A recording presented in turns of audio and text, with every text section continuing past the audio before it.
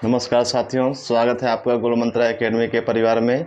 आज जो टॉपिक होगा भारत में उद्योग का दूसरा भाग होगा। पहला भाग हो चुका है, तो अगर आपने नहीं देखा है तो वो पहला भाग आप चैनल को सब्सक्राइब करें और उसको देख लीजिए।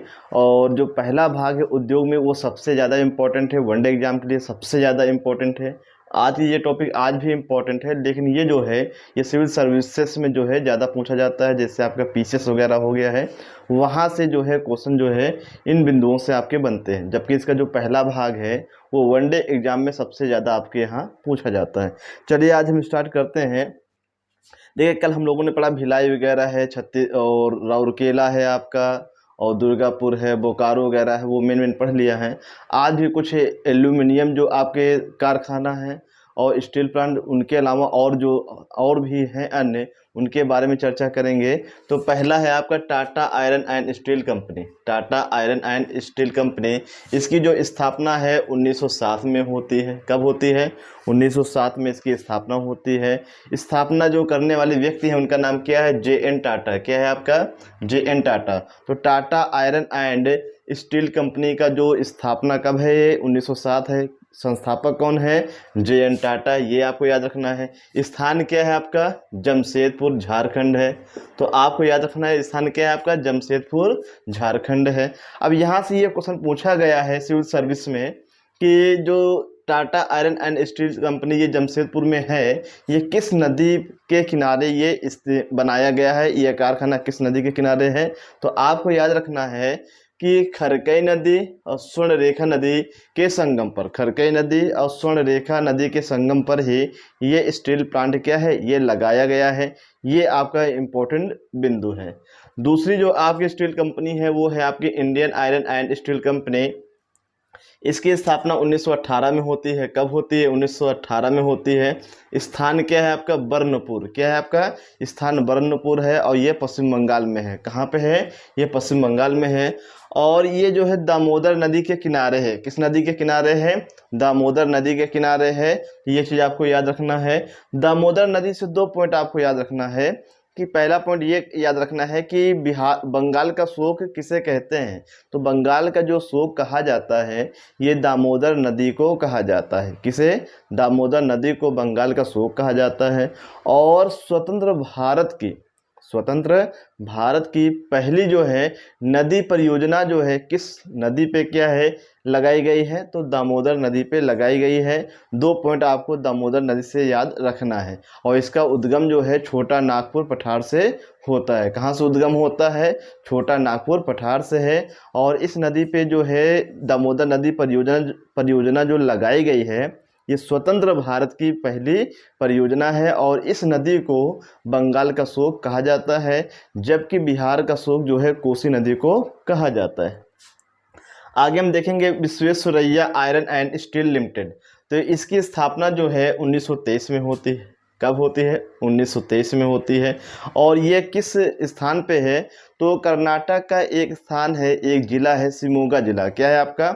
शिमोगा जिला में क्या है? ये स्टील प्लांट है। और ये किस नदी के किनारे है?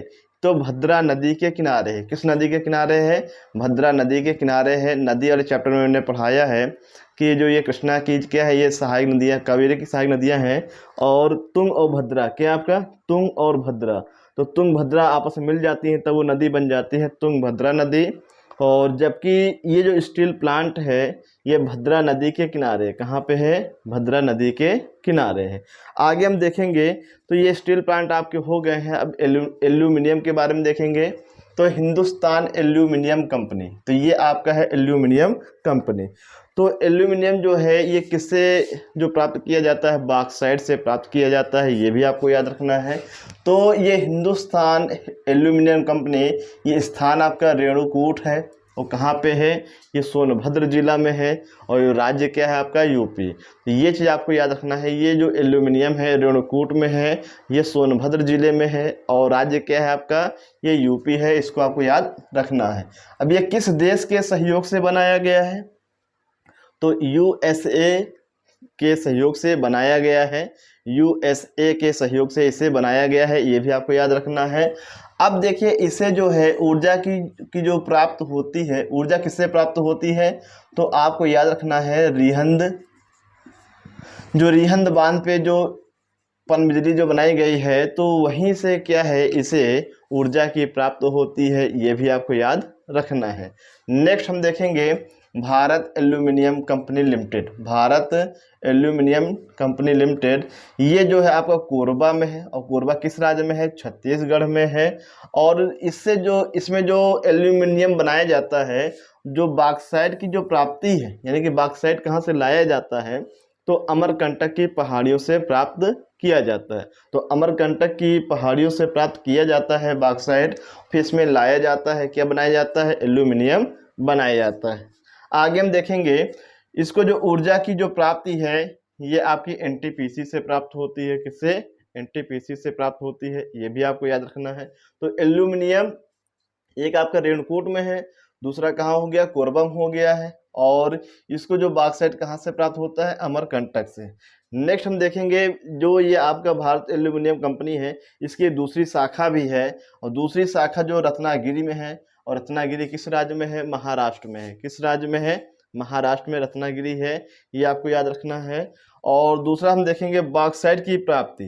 तो बॉक्साइट की जो प्राप्ति है, ये महाराष्ट्र से होती है। कहाँ से होती है, ये महाराष्ट्र से ही क्या है, बॉक्साइट की प्राप्ति होती है। और सबसे इम्पोर्टेंट ये है कि इससे जो ऊर्जा की प्राप्ति जो है, ये कोयना जल विद्युत परियोजना से होती है। किससे, कोयना। तो कोयना जल विद्युत परियोजना से इसे ऊर्जा की प्राप्त होती है। और ये जो परियोजना है किस नदी पे है, कोयना नदी पे है। तो ये कोयना नदी महाराष्ट्र में बहती है। आगे हम देखेंगे नेशनल एल्यूमिनियम कंपनी लिमिटेड। तो ये जो है इसका स्थान है अंगुल है। किस राज्य में है, उड़ीसा में है।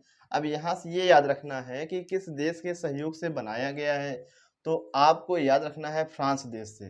किससे, फ्रांस देश से ये बनाया गया है। और इसे जो कोयला जो है कहाँ से प्राप्त होता है, तो आपको याद रखना है महानदी घाटी से इसे कोयला प्राप्त होता है। और पानी इसे किससे प्राप्त होता है, ब्राह्मणी नदी से। किस नदी से, ब्राह्मणी नदी से इसे पानी प्राप्त होता है। तो हम कह सकते हैं ये जो कंपनी है ब्राह्मणी नदी के किनारे स्थापित की गई है। नेक्स्ट है आपका मद्रास एल्यूमिनियम कंपनी लिमिटेड। ये स्थान है मद्रास में ही है। इस स्थान का नाम क्या है, गेट्टूर, तमिलनाडु। और सहयोगी देश अर्थात किस देश के सहयोग से बनाया गया है, इटली देश के सहयोग से बनाया गया है। और इससे जो है ऊर्जा की जो प्राप्ति है मेटूर जल विद्युत परियोजना से प्राप्त होती है। किससे, मेटूर जल विद्युत परियोजना से प्राप्त होती है। तो ये आपका मेटूर जल विद्युत परियोजना है। तो यहाँ पे गेटूर नहीं होगा, ये आपका मेटूर ही होगा, याद रखिएगा। आगे हम देखेंगे इसे जो बॉक्साइट की जो प्राप्ति होती है सेवराय के पहाड़ी से। सेवराय की पहाड़ी से, याद रखिएगा, सेवराय की पहाड़ी से इसे क्या है, बॉक्साइट की प्राप्ति होती है। तो इस प्रकार से ही आपका टॉपिक समाप्त होता है। तो इसको अच्छे से नोट करिएगा, लगभग आपका भूगोल कंप्लीट होने वाला है। तो एक दो पॉइंट और बता दें आपसे, जैसे हम कह दें एक शब्द है कि उद्योग से, सनराइज, सनराइज इंडस्ट्री। क्वेश्चन ये पूछेगा कि सनराइज इंडस्ट्री का संबंध किससे है, तो आपका आंसर होगा प्लास्टिक उद्योग से। किससे है, प्लास्टिक उद्योग से। क्वेश्चन ये आएगा कि सनराइज इंडस्ट्री का संबंध किससे है, तो आपको ये याद रखना है कि प्लास्टिक उद्योग से इसका संबंध है। और एक क्वेश्चन और याद रखिएगा कि हम लोग उद्योग तो पढ़ रहे हैं, तो उद्योग पढ़ने के साथ साथ ये भी याद रखना है कि पर्यटन भी क्या है, ये आपका एक उद्योग में ही आता है। तो ये पूछा जाता है कि पर्यटन के क्षेत्र में भारत के 3 कौन से ऐसे शहर हैं जो स्वर्ण त्रिभुज के नाम से या स्वर्ण त्रिभुज में की श्रेणी में आते हैं। तो आपको याद रखना है, ये आपका आगरा है, ये आपका जयपुर है, ये आपका दिल्ली है। और इसलिए इसे क्या कहते हैं, ये आपका दिल्ली हो जाएगा, ये आपका आगरा हो जाएगा, ये आपका क्या है, जयपुर हो जाएगा। इसको पॉइंट बना के आप लिख लेना कि भारत में पर्यटन के क्षेत्र में स्वर्ण त्रिभुज के नाम से किसे जाना जाता है, ये आपको अच्छे से याद रखना है। और स्वर्ण त्रिभुज में कौन से शहर आते हैं, ये दिल्ली है आपका, ये आपका आगरा है, और ये आपका क्या है, जयपुर है। क्या है आपका, जयपुर है। इसको आपको याद रखना है। तो ये चीज़ें आपको याद रखना है।